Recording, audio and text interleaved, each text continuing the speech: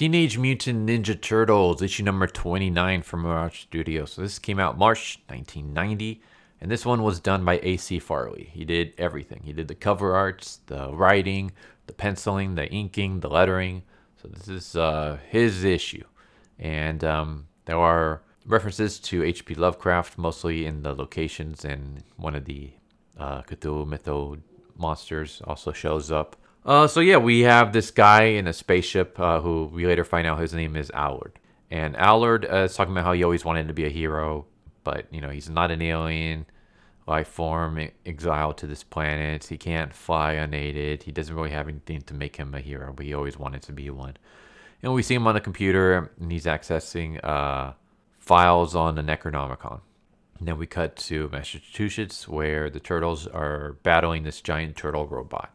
So Raph, Mike, and Leo trying to fight this giant turtle robot. Eventually, they're able to bring it down with a crash.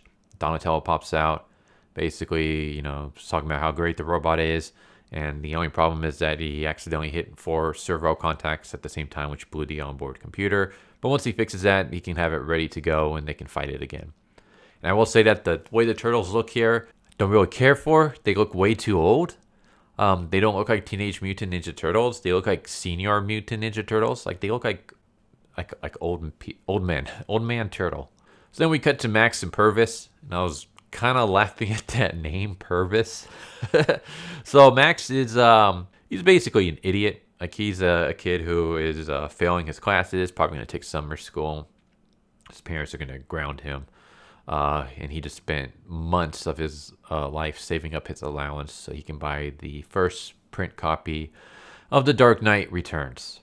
And then eventually this bully shows up, and they start picking on the kids. They grab Max's comic and rip it in half, and then they take off.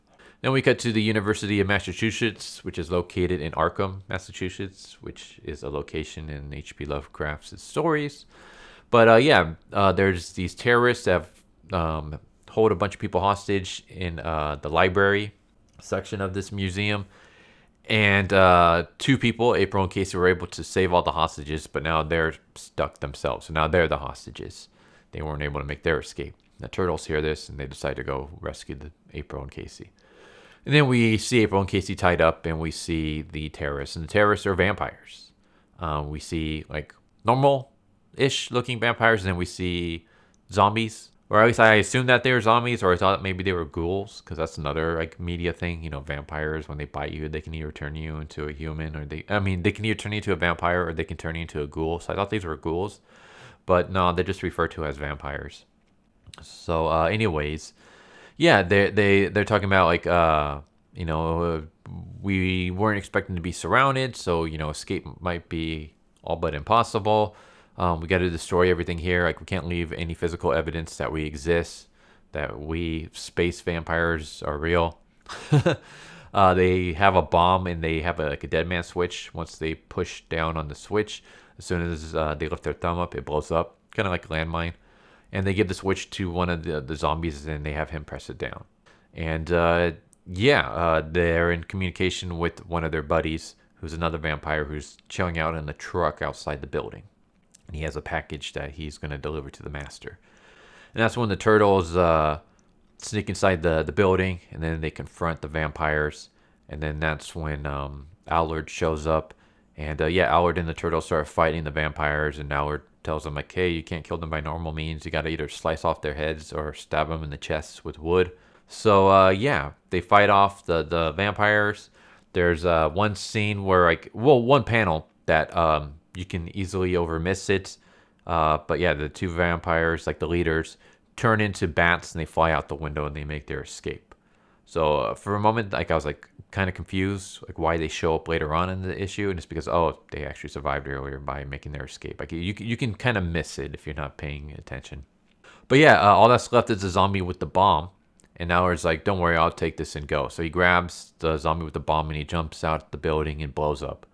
And the funny thing is that Donatello's like, wait, I can defuse that bomb, dude. You don't need to blow yourself up. But he blows himself up anyways. So Allard blows himself up. The vampire in the truck witnesses this and decides, all right, now's the time to make my escape. Donatello throws a tracking device, a tracking shuriken onto the truck, And yeah, then we cut to Max and Purvis. They're out in the fields, and Max is telling some story about how he's really an alien, and he was sent here as a baby because he's royalty, and they sent him on Earth to escape assassination attempts. And Purvis doesn't believe him. And then all of a sudden, something crashes, and they assume it's a meteor, but then Allard pops out of it. And so this was kind of confusing because it's like Allard blew up, but now just pages later, he crashes onto the fields from space. Like, what's going on here? Like, what's the timeline of this? Because there's no like flashbacks or anything. This is like one continuous thing. So Allard at first was in space talking about how he wanted to be a hero. Then he shows up and he fights the vampires with the turtles and blows himself up. Now he crashes onto Earth from space again and he's injured. Okay, whatever. But yeah, he leads them to like this space ship thing. It's like this space capsule. And yeah, Max is like, you go get Hope. I'm going to help this guy. And so Max helps the dude into the capsule where there's this pod that will like help heal him. And he's like, all right, I'm gonna go in here to heal. Don't touch anything. I'll be out soon. But yeah, Max decides to wander off, and he sees all these like weird bug bat creatures locked up in a cage. And he sees like the computer, and he opens it up, and he realizes that he reads that Allard realizes that he's being spied on by these like eyeball bat creatures, and the beasts are they're being sent by Master Traker, who is the lead vampire. And they basically want to spy on Allard so they can, figure out what he's doing. And that it has something to do with the Watley house. Basically, it's this like house that has been removed and never should have been removed because there's like powerful spells that are keeping it protected, but they were broken once it moved. And now the protective spell that keeps the artifacts in the building safe from harming humanity has been broken as well. And yeah, just stuff like that. And then eventually he hears a noise, and it's the vampires again. And they show up, and they see the boy, and they see Allard. So they grab the boy, they break the pod that Allard's in, and take his unconscious body, and start, dragging them away. Purvis hears what's going on, sees his friend being kidnapped, crashes his bike, and comes across the turtles, Splinter, and Casey, who are riding on the turtle robot. And he's like, hey, kid, like, I'm kind of lost. Got any directions for us? And then we cut to Innsmouth, which is another H.P. Lovecraft location. Most popular in the Shadows over Innsmouth, which is like my favorite Lovecraft story of all time. I freaking love that story. There's like a funny moment. It's like Innsmouth seafood. And then anyone who's read Shadows over Innsmouth will get that reference, like what fishes have to do with Innsmouth. But yeah, the vampires are doing this ritual with this item, and the item calls forth Dagon, which is a Cthulhu mythos deity. So Dagon shows up and starts eating the vampires, and now the turtles and Casey Jones and Allard have to fight off Dagon creature as well as the other vampires that are still alive. And yeah, there's like a moment where the vampire leader is about to eat Casey when Max stabs him from behind with a stake and saves Casey. And then Allard basically has the device, and he allows Dagon to grab him, and he basically chucks the device into Dagon's mouth, which will like close the gateway from the other side. And then there's like a huge explosion, and Casey and the turtles and stuff try to look for Allard and like the item that he threw, but they can't find anything. And then the next day, Max and Purvis are walking down the streets when the bully shows up. The bully punches Max in the face, and that's the end of Max's story. So I guess it's not like he stood up to the bully, because that wasn't his arc, because he kind of stood up to the bully earlier. So yeah, the bully just basically wins in this issue. He rips up his comic, and then he gives him a black eye. Yeah, then we see the turtles and Casey Jones talking to April on the phone, and then we see Allard in space, and he's smirking, and that's how it ends. Yeah, I feel like they like just overcomplicated the hell out of this issue. They could have made this really simpler, like either make this like a Lovecraft thing or make this a vampire thing. But the way they try to combine this along with like aliens in space and kid being bullied and things. Like, it feels like they just feels like they threw too much into this issue. It was interesting, but it wasn't. Meh. The artwork. Here's the thing: the artwork can be great at times, but also really confusing. Well, first off, the way the turtles are drawn, I'm not liking because they look old. Also, Allard at certain times is drawn exactly like Casey Jones. So there were times where I got kind of confused. And then they also refer to Allard as Clark Ashton because his name is Clark Ashton Allard. So sometimes he's referred to as Clark Ashton. Other times he's referred to Allard. So I was kind of confused. At first I thought, oh, so these are two separate people who just happen to look the same. Because, I mean, they look the same as Casey. So maybe it's just the artist, like, can only draw a certain amount of, males. And the rest have to look like, I don't know.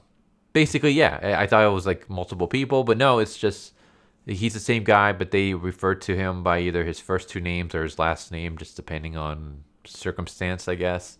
Also, there's a lot of line art with not that much shading at times. Like there's a lot of like white space. So because of that, there are moments where things blend together. It's kind of hard to make out, like the scene where they're fighting the zombies or the vampires, I should say. Like everything just kind of blends. So like you can get kind of lost. This is basically one of those issues where I would assume that the colored version, if there is a colored version for this, I don't know how far the colored reprints went, but if there's a colored reprint version of this, I think that would probably be the way to read it and probably make things a lot more simpler and to make out and things. But yeah, I feel like this is just an issue that just kind of overcomplicates itself. But it was better than the previous issue. At least they tried to do something different. It wasn't the same old mankind, technology, bad, nature, good story. So that's something. But yeah, there you go. It was like I said, it was an interesting, but not really all that great issue. I feel like it could have been a little bit better if they just kind of focus on one thing. Either focus on the vampires, focus on aliens from space, or focus on Lovecraft, which obviously does a lot with occult and space and stuff. But trying to combine like everything along with the subplot of the boy, it's just too much. Maybe it's just me who thinks that. I don't know. You guys tell me what you think. But yeah, it was what it is. But there you go. Issue number 29 of Teenage Mutant Ninja Turtles. March 1990 was the release dates. Anyways, I hope you guys enjoyed. Tell me what you guys think. I'd like to hear your thoughts on this issue. But yeah, I hope you guys enjoyed the video, and I hope to see you guys next time. Take care, everybody. Later. So what'd you guys think of that video? I hope you guys enjoyed. If you guys haven't already, please subscribe, hit that bell for a notification, leave a like if you enjoyed the video. And if you didn't enjoy the video, thank you for watching it this far, and I hope the next video is more to your liking. Feel free to check out the playlist that you guys see, and I hope to see you guys next time. Later.